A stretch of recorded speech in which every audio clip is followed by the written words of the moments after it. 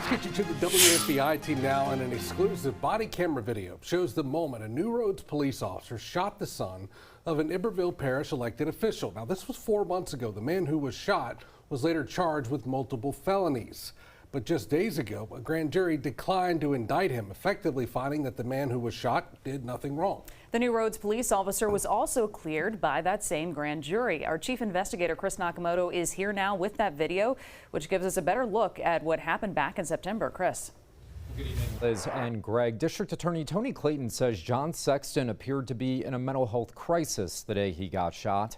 He was not responsive to the officer's commands. Tonight, a grand jury has cleared both Sexton and the officer who shot him of any crimes. Units, when you approach, I don't need sirens. It's September 19, 2025, and Officer John Shameless has just responded to an auto parts store in New Roads, encountering the son of an elected official. John Sexton appears to be in some type of mental health crisis based off of their initial interaction. I seen you slitting your wrist, man. You want to drop that for me?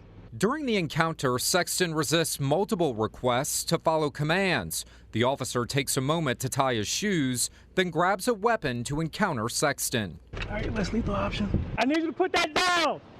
Put it down. Put it down. After resisting repeated commands, backup arrives. It's too graphic to show, but the video captures Sexton being shot and falling to the ground.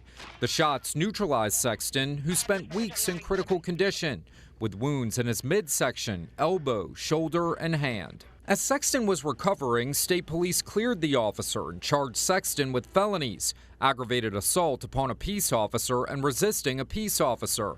But when District Attorney Tony Clayton's office got the case, a grand jury declined to formally charge Sexton. Clayton says it's clear Sexton was having a mental health episode. At the time, he was encountered by Officer Shameless. The grand jury making that decision after watching the video, returning these two no true bills against Sexton and the officer who shot him. He bagged him with a shotgun.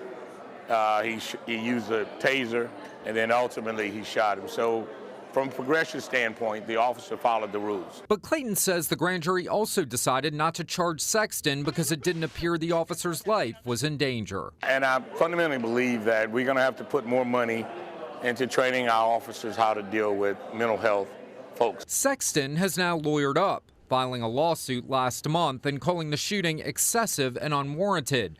Rob Marino is representing the family and says the body camera footage supports their claims in the lawsuit. But you don't step out of a unit, put on your bulletproof vest, and shoot a guy 60 feet away who's in distress. I mean, there's no circumstance under which that can be the standard. I'm good. I just can't talk to anybody right now. The WAFBI team first to report the officer involved is John Shameless. He's been with no less than 11 different law enforcement agencies since 2007, some of them more than twice.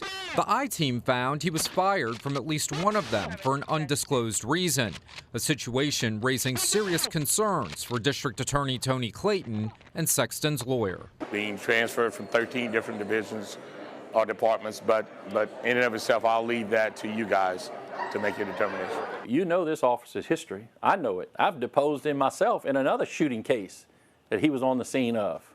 So clearly this officer had a propensity of being a shooter, and what police department would want that liability in their lap, I can't understand. Tonight, Marino echoes a push for more training when someone is in crisis and believes the officer will be held accountable through their civil suit for what he calls a life-altering and excessive encounter.